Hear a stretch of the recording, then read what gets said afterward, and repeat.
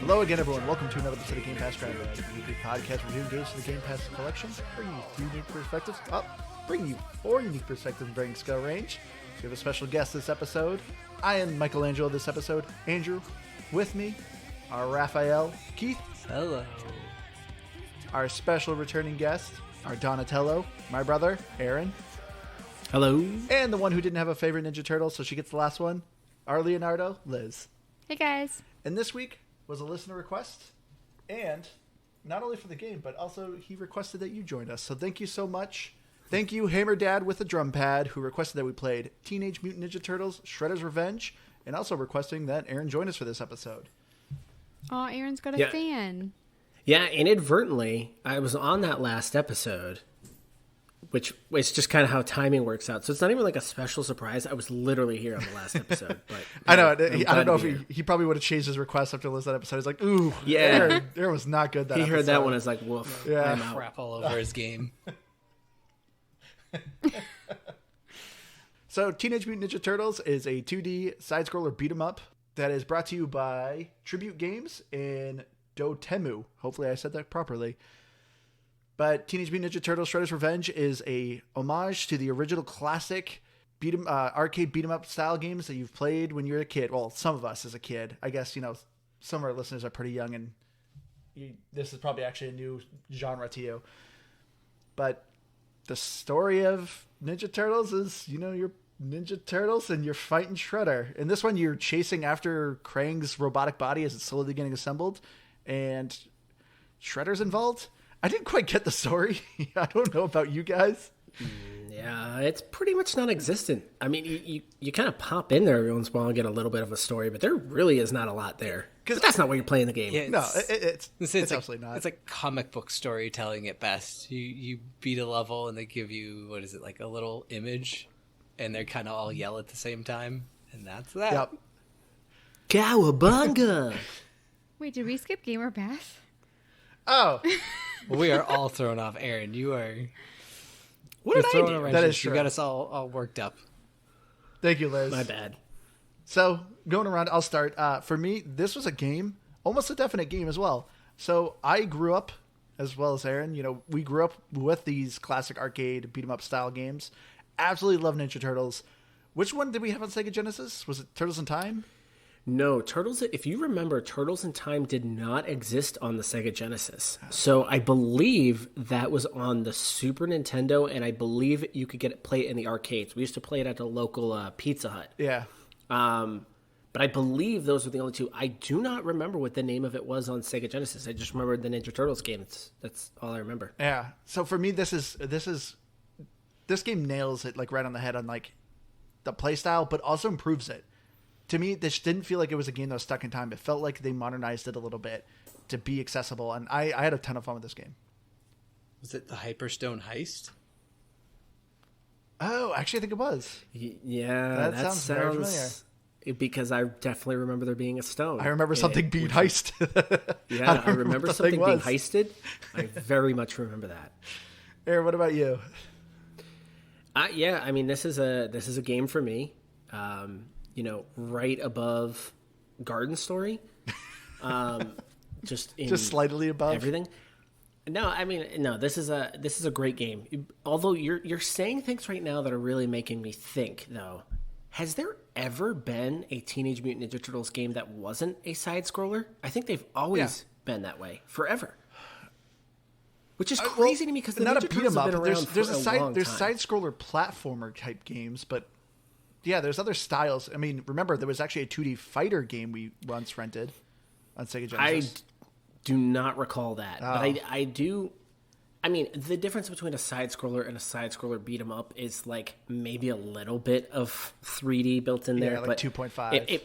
It made me think about that because I was like, you know what? This is the only type of Ninja Turtle game that's really ever existed. And it's great. And now, mind you, it's repetitive.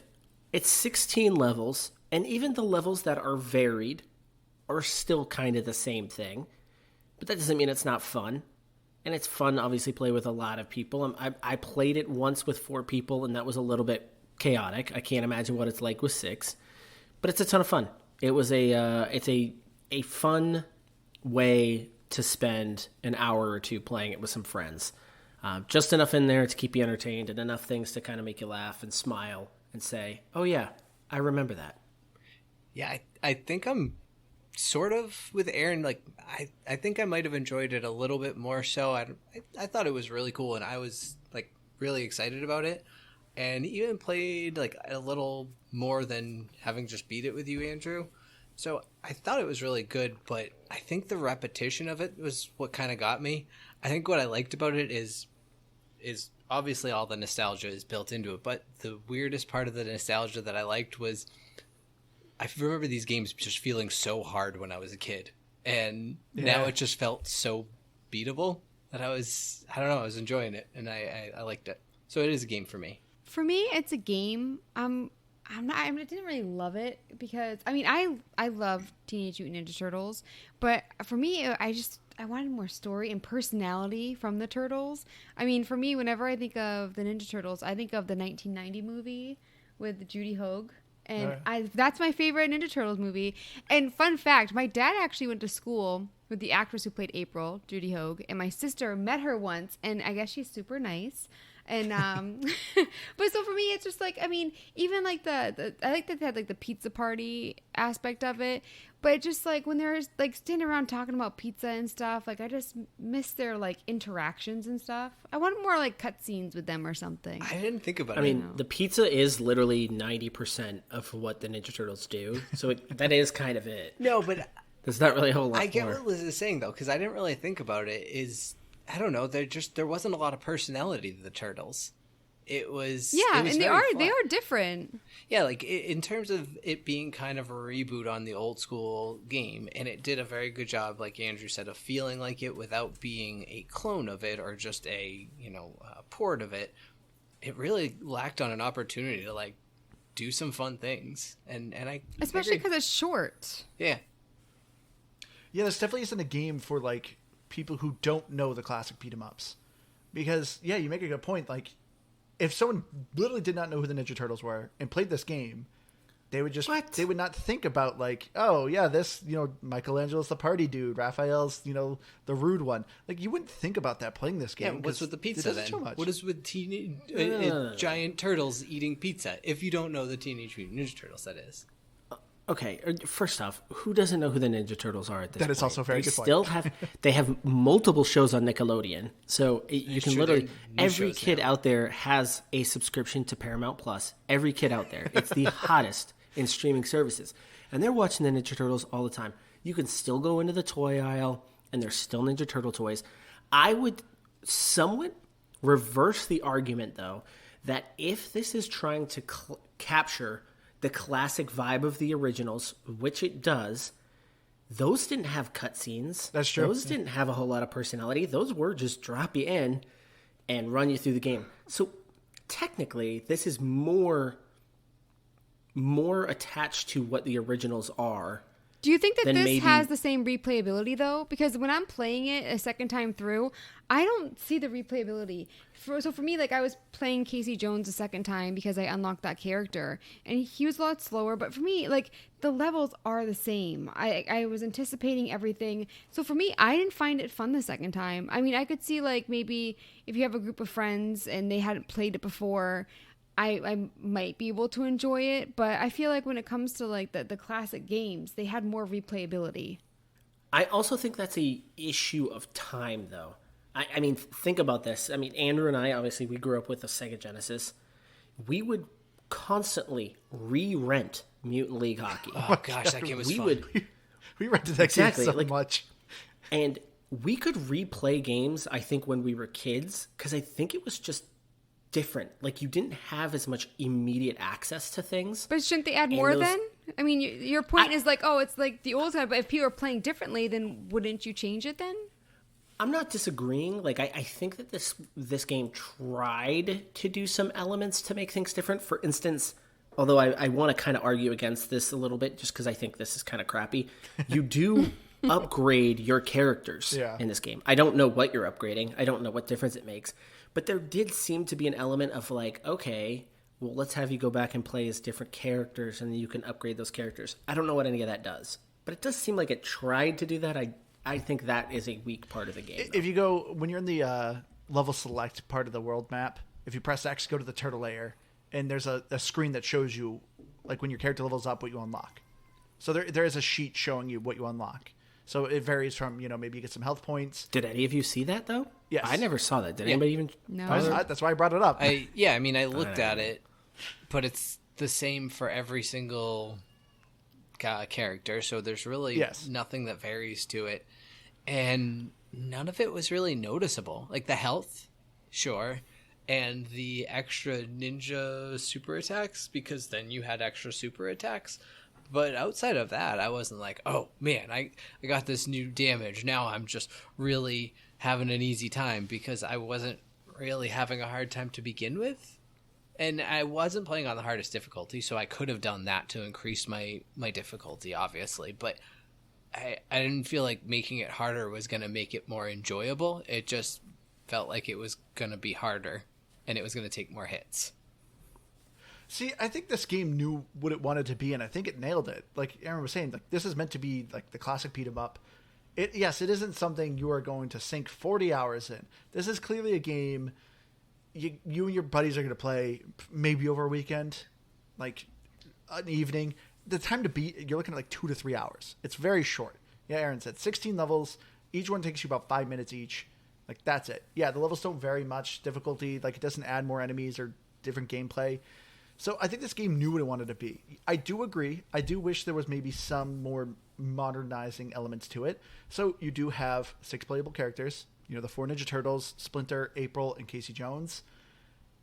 And I wish there was like more combos. So you got to, at the beginning it gives you a very basic tutorial. But I wish each character had like special combos. Each character has their perks. If you're playing the story mode, if you're playing arcade mode, everyone's the same. But in the story mode, like Raphael has extra power. Michelangelo is like a little bit faster. Like they had like different perks kind of things with them. I didn't notice too much of a difference though. And I wish like if I played Michelangelo, he had different moveset combos. I thought it'd been kind of cool that way. I agree. I felt like essentially though, anyone I'm playing kind of felt about the same. I feel like speed changed a lot with the characters. Like I definitely felt that, especially when I switched to Casey. We're complaining Casey Jones is the best character. He felt slow. I'm not saying he's not the best character. I mean, I don't really have a favorite character. But I did love his taunt.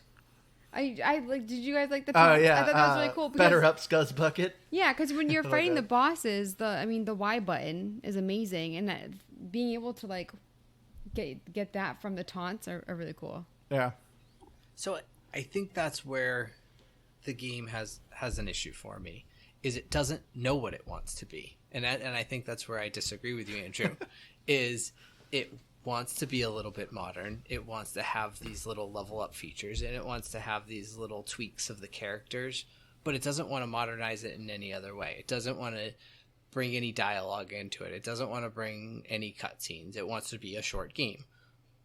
But it doesn't exceed in either of those, because if you're going to just focus on the short game aspect of it, give me 4 or 5 hours. Give me 20 to 30 levels. Actually make them vary. Maybe one that's like more of a mini game, something like that. It's just do more of what you would have done in a Nintendo game or a Sega game back in the 90s, or really dive into that. Still make it just a simple side scroller beat 'em up, like Castle Crashers. Like there was different weapons in there. Every character felt different, and there was like 20 of them. There doesn't need to be 20 characters in this game, but that was like. And that was, 15 years ago? And that felt like a modern 2D side-scroller. And honestly, I'd still play the heck out of some Castle Crashers today if I could. Or if I had people to play with. So Keith, you told me you didn't really grow up with the Ninja Turtles, right? Not watching them. I did play the heck out of these games, because I remember... Oh, okay. Like, I remember like I was telling you, like all the different... Well, and I didn't remember that they were called the Foot Clan, but I remembered all of the different enemies, the robots, like all of that stuff. I was like, all of this feels familiar. This game felt familiar to me. Okay. I thought you were like, wait, they're turtles? No. What is this? What's going on with this lunacy? And I could see where, like, we're all in our 30s, And so, we all have... I'm sorry, I didn't mean to ruin the illusion here. But, this was obviously something we grew up on as kids, was playing these games and playing old Sega Genesis games. And Keith, I think you just bring up a good point. And I think this would be jarring for anybody that didn't grow up playing these games, because if you do strip away the modern elements that exist in every video game right now, yeah, this would probably not be a very fun experience. Like, it'd be okay, but I could see you going 3 levels into this thing and just being like, yeah, okay, it's not enough for me. So for me, nostalgia alone is going to carry me through this thing. And I end up on the other side of it going, that was a good time. That was fun. I would still do that again. And I didn't really focus a whole lot on, well, if only they gave me this, if only they gave me that. It kind of felt like, yeah, that's what they wanted to do, and I thought they did a pretty darn good job of it, and I'm satisfied. But I could see, if you are somebody that did not grow up with these games, you would hate this because of those lacking. See, the one modernized thing that they did in this game that I think I absolutely loved, because this has always generally been a complaint with me with any beat 'em up, is they have a dodge. You can actually dodge and roll. Yeah. And that is something that doesn't exist. Like, wait, what was the dodge button? B. B. I didn't use that. I just did jump. That's not bad. And it's so not, you really don't need it. It helps a lot. This is why you needed the more of the pizzas. Yeah, it does. Because, yeah, like, it's not an overpowering dodge either. Because, like, a lot of games, like, when you dodge, you have, like, a brief window of invincibility. That's not the case for this. This is just a way to kind of do a short distance travel. And I loved it. I loved that they added a dodge button. To me, it made the combat feel so much more fluid and responsive, and it felt like this game had more skill. Because I feel like that was always just the thing with classic beat 'em ups, is you go up to someone and X, X, X, X, X, and eventually they'll maybe get a punch in on you, and you can't really do anything about it. Like, you gotta, like, stop your moves and, I don't know, wiggle out of the way. It's awkward. So I love that they just added this dodge button. It made the game feel so much more fluid. And I think that was just a nice modernized touch to it. There was one modern thing about this game, though, that absolutely rules. And that is the soundtrack. Yes. Oh my gosh. The soundtrack on this game is so good. On certain levels, Andrew kept pointing it out. He's like, I like this song. And then I'm listening for it. I'm like, yeah, this is awesome, actually. Where back in the 90s, when we were playing it, you just get those stinking MIDI files that'd be playing, and that was the soundtrack. Because they were 16-bit games. So in this case, I mean, you're getting full-fledged songs, and it just totally captures that kind of ninja rap feel to it. Man, it was so good. That is absolutely the best modern part of this game. Oh, and that was great too. Like, the soundtrack too isn't just like modern rap. It had like a very Ninja Turtle song for like a different genre of music. Like, they had like a rock one, they kind of had a punk one. Yeah, they had like a rap one. It was great. Loved the soundtrack of this game so much. But this is also a weird thing too. I feel like this is always the opposite that we've always complained. The music's too quiet. And actually, when you go to the options, it defaults to 80 out of 100. So you can crank the volume up, but even when you crank it up, it's still not that loud. I'm like, dang it, this is the first time in a game that I actually am complaining the soundtrack's too quiet. Well, I mean, if we're covering all of the modern bits, I guess we might as well wrap up the very final one, and that's multiplayer. Right? Because I think that's my gosh, online multiplayer. Yeah, so that's kind of cool. And that was what made it playable. Because if this was couch co-op only, I will say I sat down and I played with the kids, 4 and 10, and that worked all fine. And that was fine. It was fun. It was a good game that I was able to play with them. But if this only had couch co-op, it would not have been nearly as fun. The ability to play online, like to jump into a game with you guys, or even public matchmaking, was, I think, one of the things that made that much better. Especially for someone like me who tends to play only at night when everyone is in bed. So, as great as this game is to play alone, it is always more fun to join with friends. Unfortunately, it can be difficult to find someone to play with, and joining randoms is always a mixed bag. Luckily, there's now an easier way with our new sponsor, eBlitz, the social app for gamers. How eBlitz works is you create a profile, add some of your favorite games, write a quick message about yourself, then you can browse other gamers that match your tags or games you like. Now all you have to do is swipe right on those you're interested, or swipe left to pass. If you have a match, you join a chat within the app and you can coordinate your game time.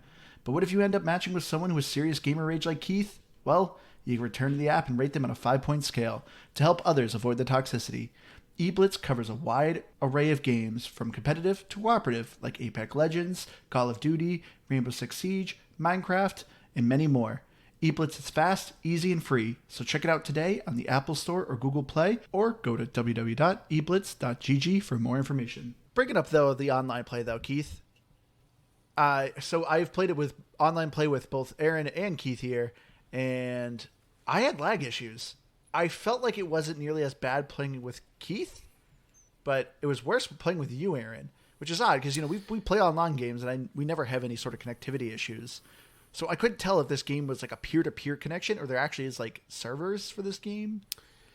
Yeah, it's a bit strange, and we're a state away. Yeah. So we're what, a 4-hour drive from each other. So it's not like you're West Coast, I'm East Coast, or anything like that. We're relatively close to each other, and I've played games with peer-to-peer connections before, and I've never seen anything like this. When you and I were playing, I was sitting at a 280 to a 310 ping, like the entire time. It booted us out of matches a few times, which was kind of odd. So we had some weird connection issues going on there. I would get some weird lag spikes that would happen with it. So yeah, a lot of whether it was on a disconnecting. server. Yeah, it was just really, it was really strange for a game like this. This just doesn't feel like you need intense servers to keep this thing up and running. So I guess something to be aware of if you are playing with friends. We did have some at least recent connection issues here. So not saying it's always going to be the case, but at least when we played, we did have some I think issues. it's got to be peer-to-peer. Like I think Aaron so. said, there can't be that big of servers because even when I was doing like looking for friends within the game, sure, someone has to open up a public game. I couldn't find anybody ever, and we left our game open pretty much the entire time we played, and no one ever joined us. So I just don't think a lot of people are looking for online play. I think they're playing it almost like Nintendo style. Yeah, as much as I enjoy the online play, I think couch co-op's my favorite. Liz, I played it with you and your sister, in which your sister really doesn't play video games. Yeah, and I mean, there were sometimes where she was getting more kills than me. Yeah. So I definitely felt like it was I forget what I was going to say. I really think it was great with couch co-op. Oh, this is a super fun game to play with friends, like in the same room. Like I still had a ton of fun playing with, Aaron and Keith here, but just having some beers and just, maybe get like a bowl of popcorn and just mindlessly play this game. It's a ton of fun. Like I wish I had, 5 friends to bring over my house to play. I really wanted to try 6-player. I never did 6. I only did up to 4. I know, Liz, you were complaining a lot about losing your character. I don't know if you guys had that issue. A little bit, but that's a Liz thing. I don't think most people would have issues with that. No, I was right on board with you. I did a 4-player with some random guys, and it absolutely was chaotic. Like, I was getting lost constantly. Were you all turtles? So I'm with you. I think See, that was what I was going to guess. Is I struggled a little bit of it when I was playing with you, Andrew, but you were playing Casey Jones, and I was playing, I think, Michelangelo. I don't remember. I was playing a turtle. But I remember one of the green ones. A few times I was like, oh, what am I doing? I'm following you. And that was more like Liz. That was just a me thing.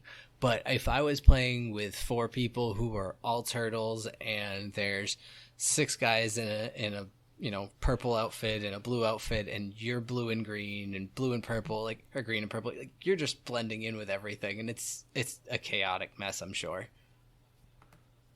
That's why I would just jump to find myself. That was just my go-to whenever I was a little bit confused. Oh, yeah. Okay. That's how you always find your character. You're the one jumping. I also feel like 99% of the time, because I was finding collectibles and stuff, I never realized that I accidentally grabbed a pizza.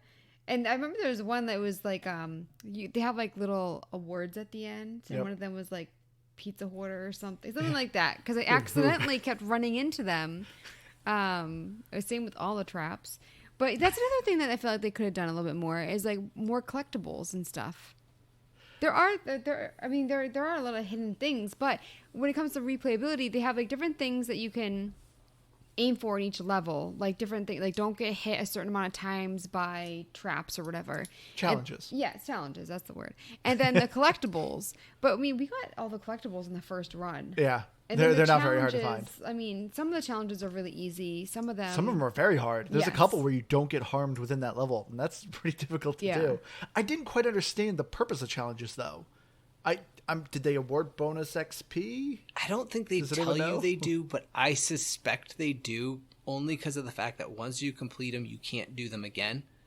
And it does award you, like, I noticed you get a chunk of XP after every level. So I think it's dependent on your performance in the level, is what it is, between, like your hit streak, your KOs, and your challenges, I think. But I don't know. It doesn't explain that to you. And I don't really care that it doesn't, because I don't know. It just doesn't really matter. But it would be kind of nice to know if you're going to put something in there, at least have some way for me to find out. I mean, I like that they added the challenges. Yeah. I do agree. I don't think they did much, but it was just at least kind of something fun to achieve. I was just say, especially because there's some that are like, kill robots by super attacks, or throw people into the pit. So it really tried to guide you into doing something a little different than just XXXXXXXXX dodge. So does it tell you when you enter the level what the challenges are? You can press pause at any time and see what the challenges were. Oh, but it mid-game. doesn't come up when you're going into the level. No. Because I never knew what they were. That red script would come up saying that Yeah, you that we failed. failed. And I was like, oh yeah, I forgot that there were challenges. You reminded me of something, and it's a stupid thing, but what a nice online play feature that if one person hits that pause button, it doesn't pause the game for the other button, or for the rest of the people. Yeah, but also too, at that same token though, people can't progress the game if one person's standing still. That so is true. You could be paused, and people still can't move on. That is a valid point. We did encounter that actually when I had to put my controller down for a minute. Yeah, and I'm just literally doing circles around you, waiting for you. So valid point.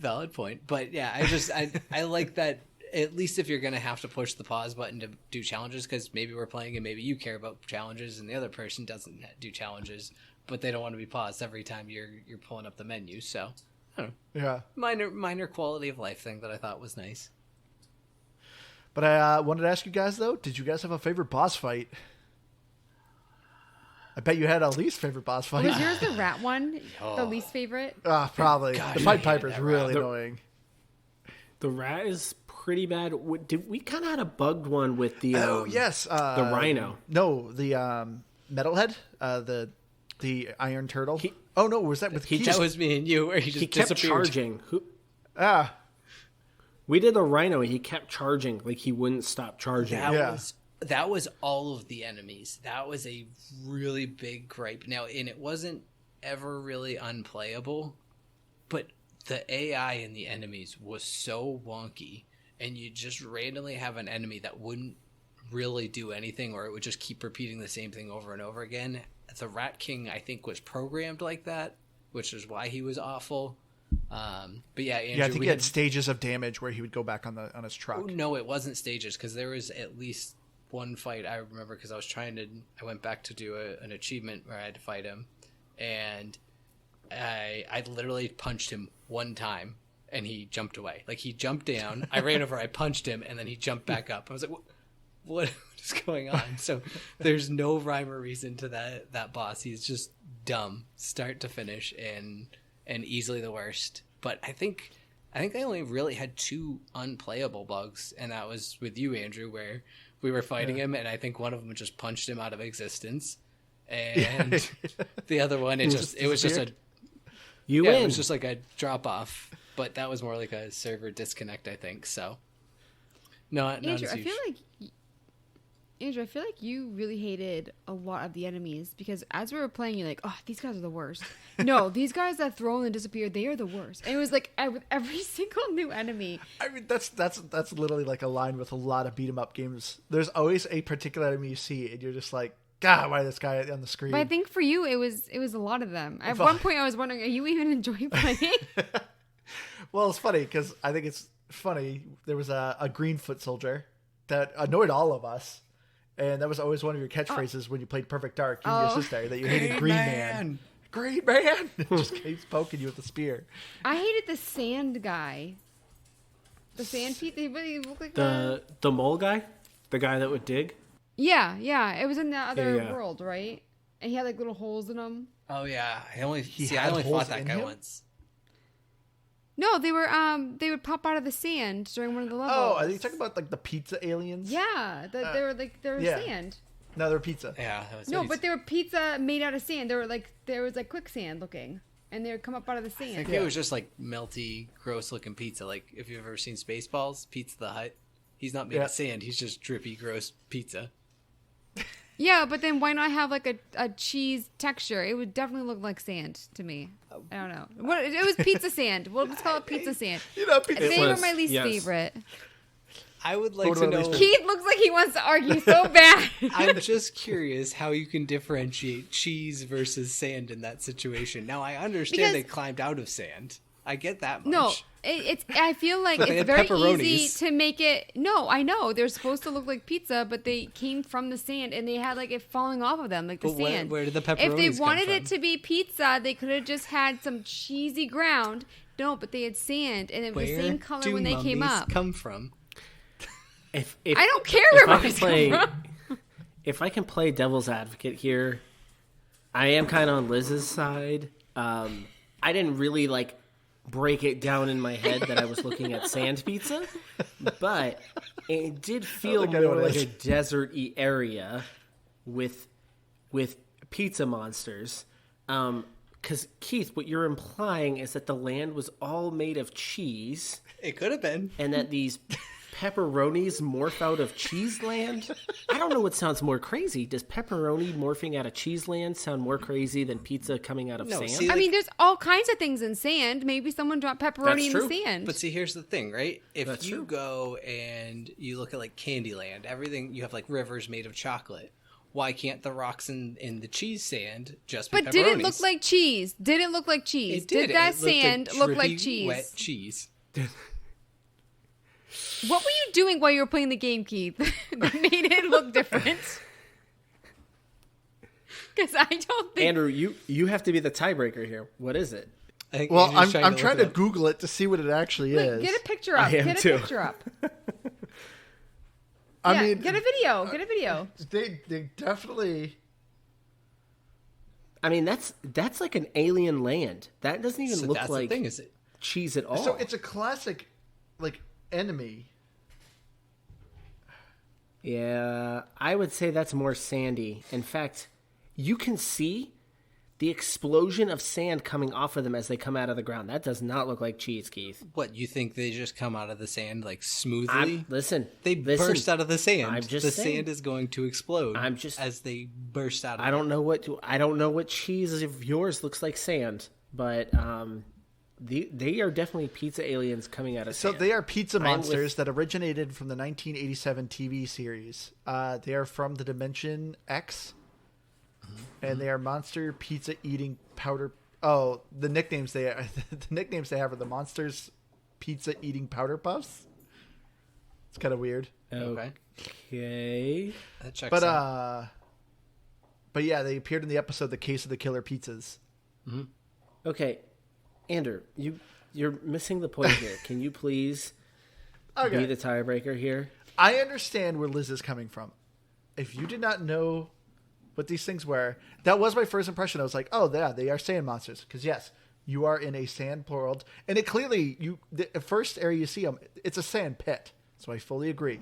But as soon as I saw him gnawing on your face, Liz, I was like, that's a pizza monster. No, there's no doubt that it is a pizza no, monster. yeah. It's whether look or not it comes from sand. that is that it is- coming Yeah, from nobody's sand? arguing that, Andrew. That's stretchy, I don't drippy, think. Were you drippy cheese. listening to the?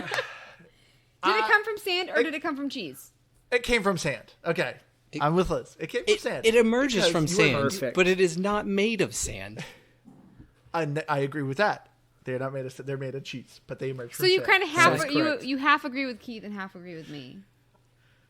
I guess. Whatever No, ends this. everybody agrees that they're pizza. The problem is that Keith believes such a long that the argument. beings have to be made of the thing they come from. You know, because if you go underground, that means you're made of rock and soil. No, you're not.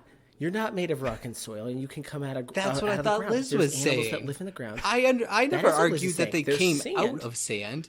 I was arguing that they How were dare not you. made of sand. How dare you? You are gaslighting everybody. No, in but I here, think this whole saying argument that is, that's not what you just. I think this argued. whole argument are surrounded by the fact that I thought Liz said the pizza monsters were made of sand. So No. so really we just argued about I nothing. honestly because don't even all remember of- what I said. This is a very like argument. Perfect. Perfect. So who won? The answer So is who nobody. came first, the chicken or Nobody the won, egg? including the Oh, yeah, listener. our listeners are definitely the losers in We're this all- conversation. the loser here are the listeners that had to listen to this, and now they're like, I don't even care anymore, turning it off. Okay, Liz, but what about worst boss though? So that's your least favorite enemy, but did you have a least favorite boss? I don't know. I didn't hate the rat guy as much as you did. I don't think there was any that I don't know. So what I liked about some of these bosses, though, as generally pretty basic as they were, what I liked about them, they actually had kind of shortcuts and ways to make them weak. I don't know if you guys noticed this, but being a very simple game, you can just like, so there was some attacks that the bosses would do that you could actually damage them to make them go into a down state to do more damage. You didn't have to do it. You could just wait for the boss to finish their attack, and then they'd naturally go into a down state. But case in point, I think his name was like Technodrome. He was like the metal shredder. But he goes into your screen, and it becomes like a first-person view. And it didn't dawn on me where, till like my second playthrough, I'm like, oh, if I throw a soldier at the screen, it might hit him. And sure enough, that's what it did. Because I thought I just had to wait for him to keep punching me until he got tired and came down, and then I could hurt him. But like, I like that these, like, some of these bosses had these like secret ways to like tire them out. The metal turtle, Metalhead, I think his name was. I'm doing a great job remembering these names. He every once in a while, like when he does a missile attack, he's invincible. But every once in a while, there's a rocket that's a dud, and you have to hit the rocket into him, and it stops his attack early. So I kind of liked the boss fights were simple enough, but like had a little bit of interesting mechanics to them. I actually I think thought... it's funny. No, go ahead, Liz. I was just gonna say, I think that it's funny that you're talking about how you have to like throw the people into the screen, because the only time I ever grabbed anybody, it was an by accident. Yep, I didn't do it deliberately one time. But I think that the bosses were kind of forgettable. Like you're talking about them now, I'm like, oh yeah, I remember that guy. But there's none that really stood out except for the rat guy for me. I think he was just And generally I everyone's least immediately favorite. started thinking of that song from Michael Jackson, Ben. Whenever I see like a horde of rats, I always think of that. I don't know that song. I think you're going to say Beat It. Michael Jackson song, Beat It.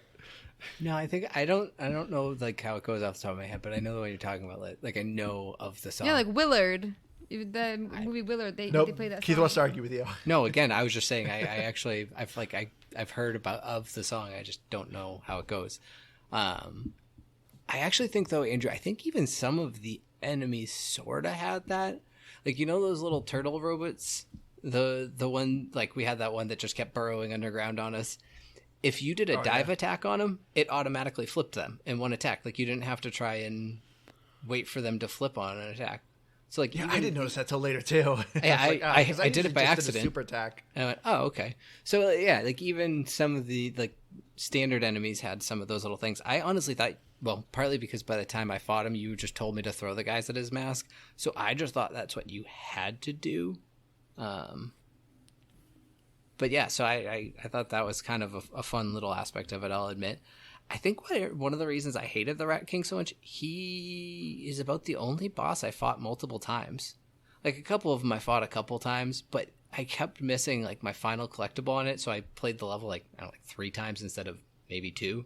And then I went back and played it again with Shredder to get that achievement. So I ended up fighting him like 4 or 5 times in total. Or Splinter, sorry. Yeah. You can't play a Shredder. Too bad. I wish you could. But like, I don't know. I fought him like 4 or 5 times, and I think every other boss I fought once. And so maybe I didn't have as much of a reason to hate them, and that's why I hated him. But even the first time I did, he was so irritating. Now, Andrew, even just this question, though, kind of raises a little bit of a red flag, right? You ask, which one was your favorite? Which one was your least favorite? We all can kind of, we're probably all in the same on our least favorite. And then you might have one that's your favorite. Can you name 3 others? That's a little bit of an issue. There's Rocksteady and Bebop. Shredder. Okay, there you go. Hold up. Hold up. But do you really remember how that fight even played out? Like, we played this just 2 days ago, and there's 16 levels and more than 16 bosses, because I think the last one you play 2. And most of them kind of blend together. For me, too. And I agree. Are you challenging me? Because I could probably do it. I'm not even saying that. Because, yes, you and me could name characters and villains in the Ninja Turtles, and obviously we can do that because we know that, and they literally have every villain possible in this. So yes, I believe you could do that. But I think you might then try and remember how they fought, like what were their moves, and were any of their moves similar to another character's moves. Not really. There's a lot. I would say there's probably almost half of them I would say are very samey in how they play. A lot of spinning. I don't think there was ever one. Yeah, I don't think there was one. There is a lot of spinning. That is a very good point. And I don't necessarily say that that's a bad thing. I don't think this needs to have anything insane. No, you're not playing Elden Ring boss levels here. No, but I would say again, that was another modern element that if you're somebody used to modern games, where you could play something. I mean, Elden Ring is probably a good example. The first thing that popped into my head was like Cuphead, where Cuphead's bosses were all super unique, super varied, and really big. Where this, they're all kind of samey. Yeah. They all kind of do the same-ish type thing, except for the Rat King. I think the Rat King was one of the more unique ones of that group. And I think they just kind of blend a little bit. Yes and no. I see where you're coming from, but it's hard for me to... I would say half of It's hard for me to agree with you because you also got to remember here, I beat this game 3 times. I beat it with Liz. That's a good point. You, and then I beat it with Keith. That is a valid And point. actually, I beat it by myself too. Well, as someone who doesn't really know the villains, I will say from like that perspective, I don't remember. I remember there were, like towards the beginning there was a duo, and then the duo was there again. I don't remember their names, their moves, anything. That had to be Rocksteady, weren't they early? Yeah. Yeah. But honestly, the second time that I faced duos, I couldn't even tell you if they were the same people. So, Yeah. I mean... Yeah, I think it's Bebop, Rocksteady, then both. Yeah, they're both. No, you do. No. You do the race one first. Yeah, the them in a car. Then you do the boss battle with them. Then you get the one that like burrows. Or no, it's the farm one. Bag and Ground Chuck. No, you do a farm. those I are thought next. it's a solo farm guy, but yeah, it's like it kind of just builds that way. I think the big thing when I'm thinking back on it is the bosses themselves felt like they did unique things. The ways that I fought them didn't, with the exception of a couple. Oh, yeah, it's still Bash like, and X. Yeah, exactly. Like with the exception of like you said, whatever the guy is, where you throw the things at his face, or you can like. There's a couple little things, but That's Shredder. But really, it's just mash X, and so no matter what they're doing, it's avoid their attack and then mash X a bunch, and probably just try to taunt, get your special, and kill them that way. I would say with the exception of the final boss battle, where Shredder is invulnerable Oh yeah. until he goes into a vulnerable state. And that's what I'm saying. Like, that stuck out to me because literally of the 15 other fights before it, nothing was really doing it that way. So it was like, oh, interesting. And Andrew obviously gave me tips on what was happening there. But like, I was trying to remember this. So one of the classic villains, what is the name? And Andrew might know off the top of his head. Who's the guy that's the professor that's a fly? Oh, I can't think of his name. I know who you're talking about though. Was it Berkman? Where do you or fight? Braxton? Where do you? I thought it was Beekman or something like that. I think it's Braxton. I think it maybe does have an X. You might be right. When do you fight him? I don't even remember. Like, This. you don't seeing him remember in the the game. level? Yeah, he was level... I know I saw him. I 12? just don't remember fighting him. I literally played this 2 days ago. Keith played it a day ago, and even he was kind of having a hard time tracking which ones was happening when. I think he's like level 12. Yeah, it's How Baxter. do you remember what Baxter level? Stockman. Yeah, Stockman. God, it's like I said, I played. How this did game you a lot. remember 12? Yeah, that is really weird. I mean, that's very specific. Because you were probably you play him were before probably you the get wrong person teleported to into challenge on space. this. Okay, yeah. Yeah, it reveals That the might make legs, sense. or no, it reveals the whole Krang robot, and he teleports you into space. And then you do the space levels.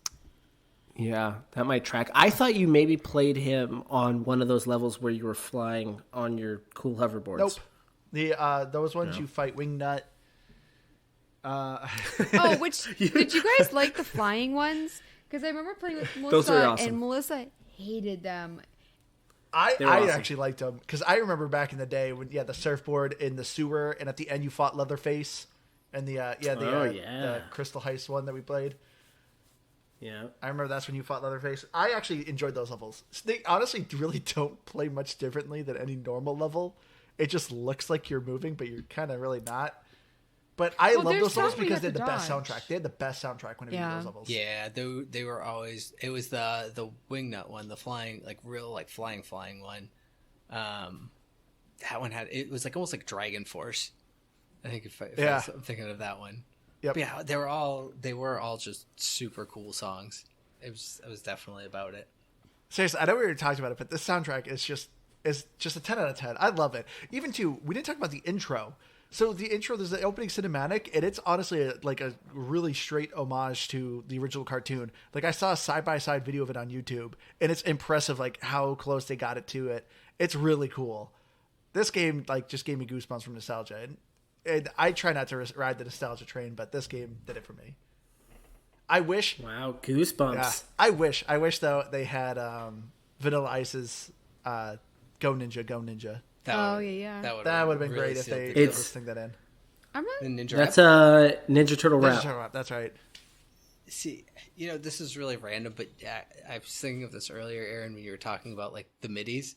Do you remember when I had that website where it had like a million songs in MIDI form? I think about this all the time. Great website. Because we would spend hours. Like, this is such like early internet crap that me and Keith would do.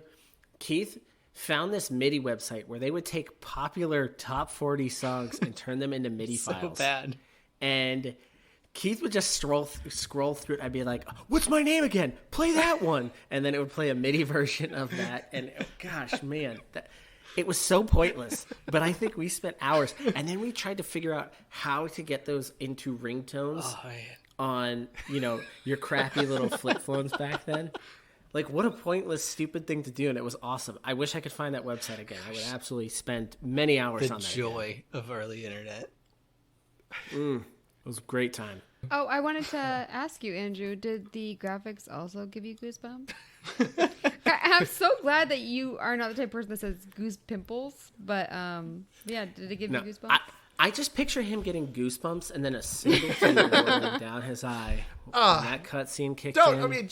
Don't act like you didn't have the love of Ninja Turtles as much as I did, Aaron. Like, we grew up. Like, our favorite movie was Ninja Turtles 3, Turtles in Time.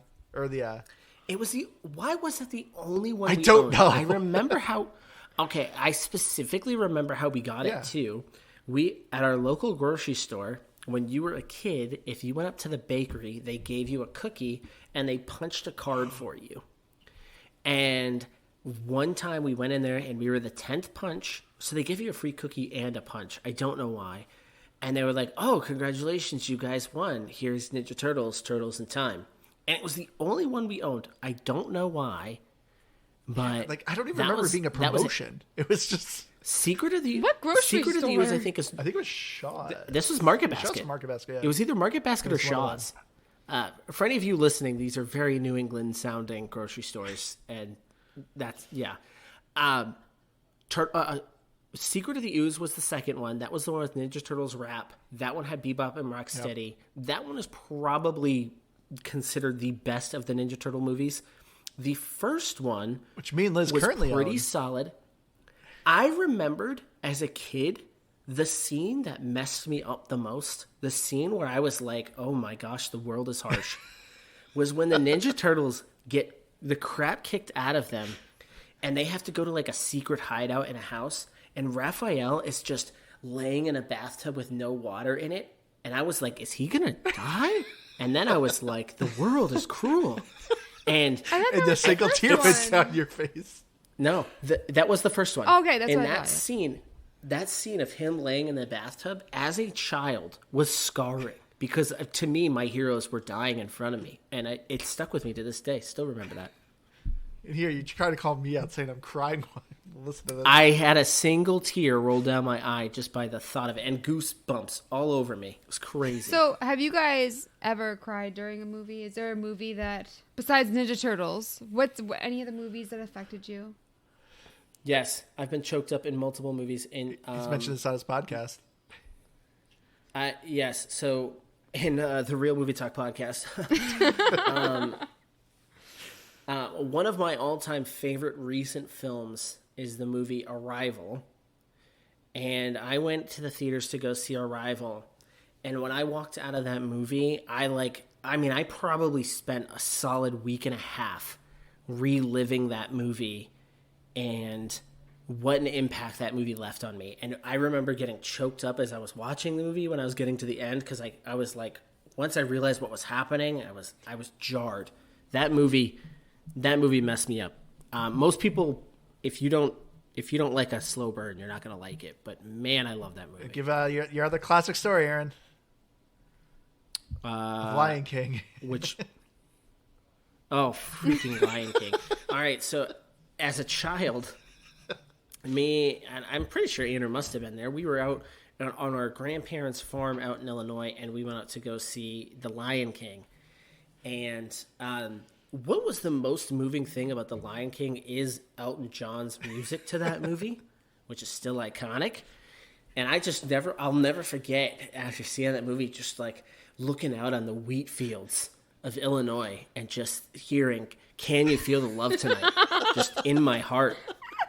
And it just struck me as a child. I was like, oh my gosh, I'm so moved by that. And that Elton John. Yeah, so I was absolutely moved by Elton John's "Can You Feel the Love Tonight." What a song and a movie. Wow. The sight of baby Aaron just standing outside a cornfield weeping, just thinking emotional. about Elton John. Just so emotional after that movie.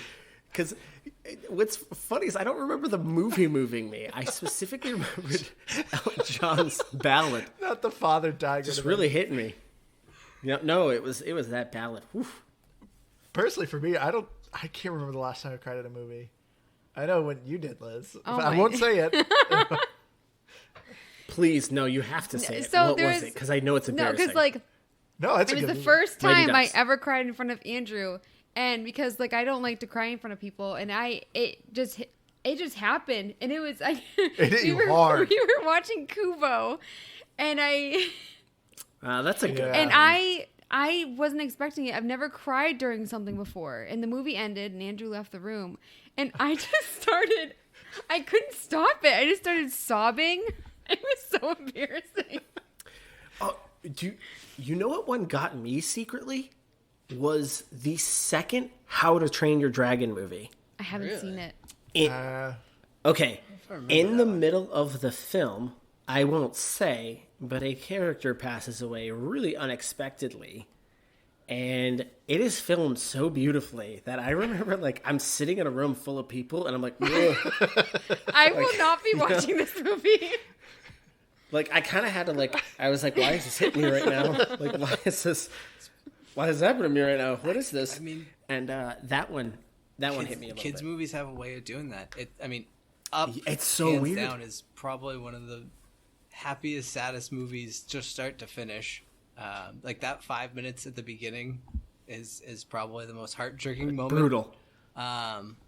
And actually, it's really weird, but the end of Onward, I don't know if either of you guys even watched that one. It was I don't think a lot of people watched that Disney movie. I feel like I know I it's watched like that the one. It actually was really good. But there's a scene at the end, and it's these two brothers. They just have this really emotional moment, and I was like, oh, and I felt myself choking up. Had to walk away. Kids were there. I couldn't cry in front of them. Oh, I just remembered. Well, you to remind me think of of two tough. animated movies. Yeah. No, kids, I'm not crying. But you remind me too. cry. I got a little choked up on Toy Story 3 when they're about to go in the furnace. That one got me a little bit. And even 2 at the end of that one. But Inside Out, when the imaginary friend passes. Oh, Oh, that was that got me a little bit too. Yep. That one was a little rough.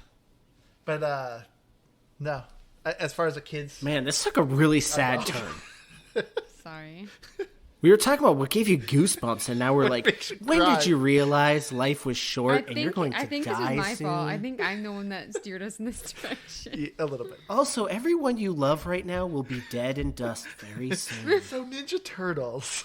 so Achievements are. They're pretty good in this game. oh yeah.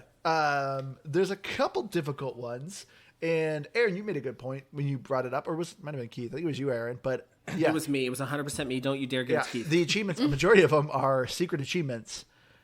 That was And yeah, it's kind of annoying, but luckily Microsoft has patched it where you can now reveal secret achievements. This game, I will say, does not need secret achievements. Especially too, because some of them are very specific. Case in point, one of them is you play as Casey and your friend has to play as Raphael and you have to high five each other.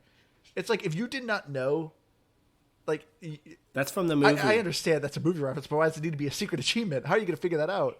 Besides looking it up. I think probably because of the movie. Like, I agree with you that it's kind of a weird hidden thing because it's so specific, but it kind of makes me think of, do you remember the one in Rain on Your Parade where you had to wear the snake costume and then go undetected on a level or something like that? Yeah. It's just like, it's one of those things that they put the pieces in front of you to play with and they kind of want you to take the bait, I guess.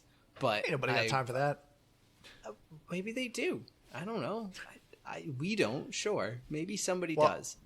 I apologize. Maybe if I somebody really wants to surprised cry the over people that- Teenage Mutant Ninja Turtles will do that for nostalgia. Andrew, did you 1,000 the game? No, I'm at like 720, I think. I don't know if I think all 1,000 because there's another achievement where you beat Super Shredder with taking no damage. No, that's gonna be annoying. That's a little annoying. And there's another one where you have to Just get do it, you There's another win. one where you have to get max level with all the characters. That's just a lot of time. I don't care I for think I was at Get like, over yourself and just do it. that. Oh, you convinced me. I think I was at like 550, and then Keith, you were ahead of me in the 600s. I think did a bad job this week looking up the scores. I think I was in the high 600s. I played a little bit more last night. But let's get to our final thoughts here because we probably spent a good chunk of this episode talking about sad movies. So anyway, Ninja Turtles, Shredder's Revenge. For me, I thought this game was a ton of fun. If you are playing with people in the same room, I think you'll have a more enjoyable time because I found the online connectivity to be slightly spotty.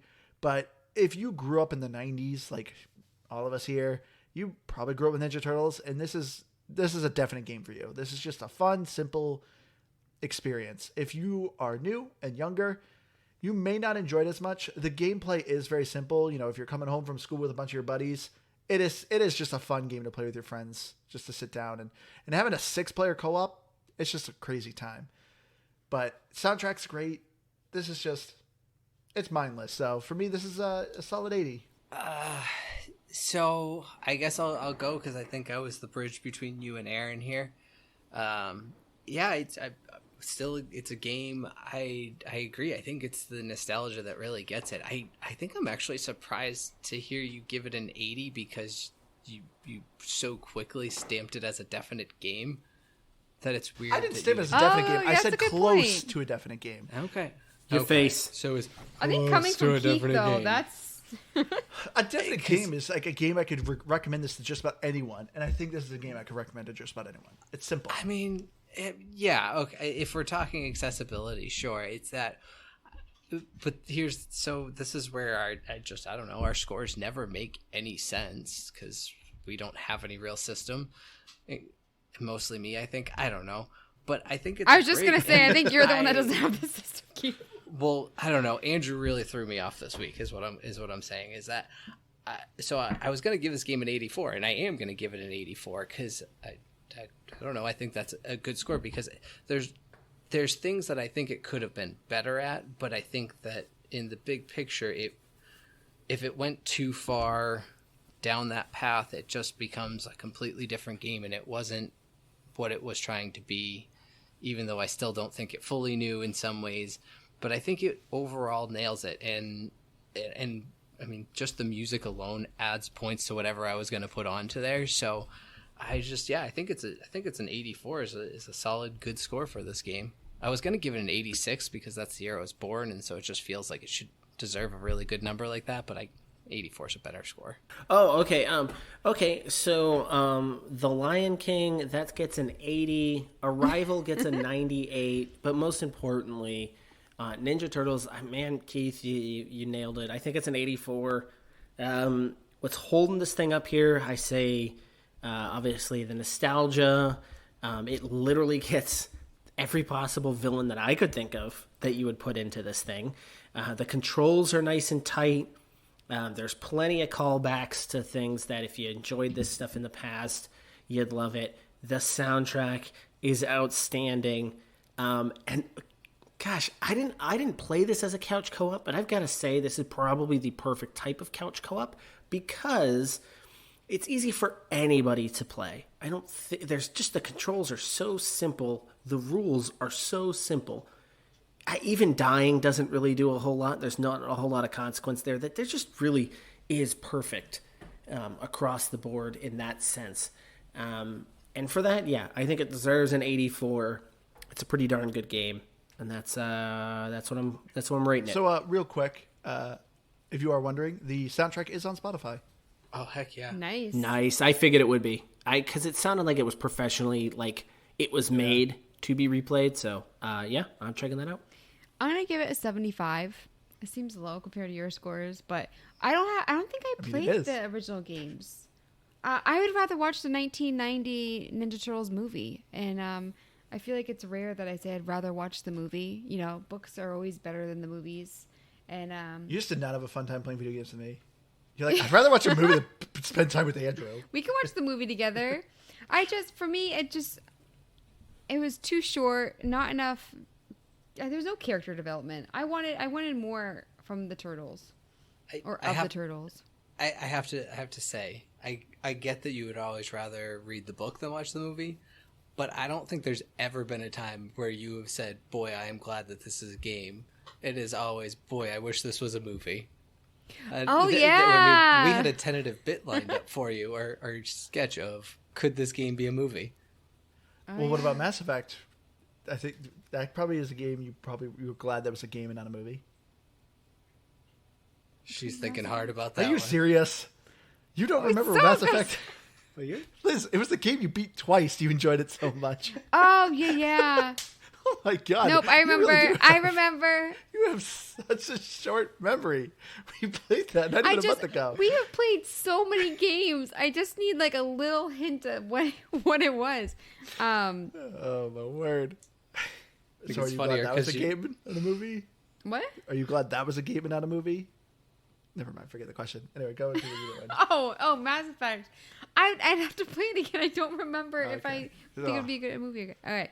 Metacritic for Xbox One, 87 and 8.2.